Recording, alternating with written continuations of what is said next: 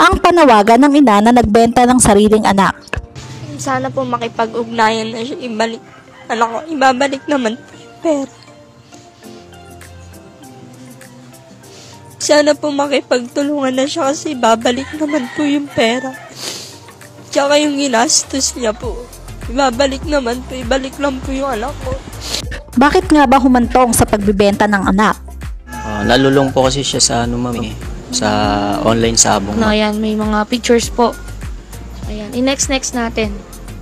Ilang months old na po itong 8 months old po, mag-9 na po. Itong, March po. March po. Okay na. Paano po ba yun? Pinost niyo siya sa online? Nag-post po ako, pero wala pong picture. Yung, kumbaga, nag-post lang po ako na may papa-adapt po ako na bata. Tapos marami rin pong nag-comment. Pero siya po yung pinakalas na nakausap ko, pinagbigyan ko.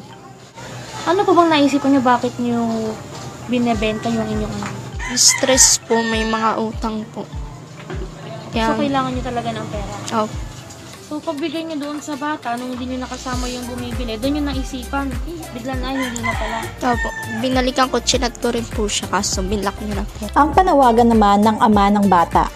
Masasabi ko sa kumuha sa anak namin, sana naman bigay nyo na po yung anak namin, ibalik nyo na po. Ibabalik din po namin yung nakuha niya po na pera. Sana po mapanood nyo po itong news po na nilapit namin.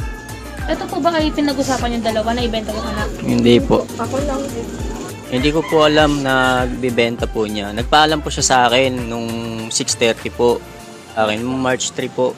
Opo, sabi niya sa akin, pupunta siya sa kaibigan niya. Dala niya yung dalawang bata.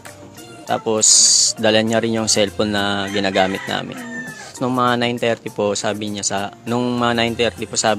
ko, ba't wala pa siya? Ang ginawa ko, lumabas ako sa bahay, hinanap ko po sila. Nalulong po kasi siya sa sa online sabong,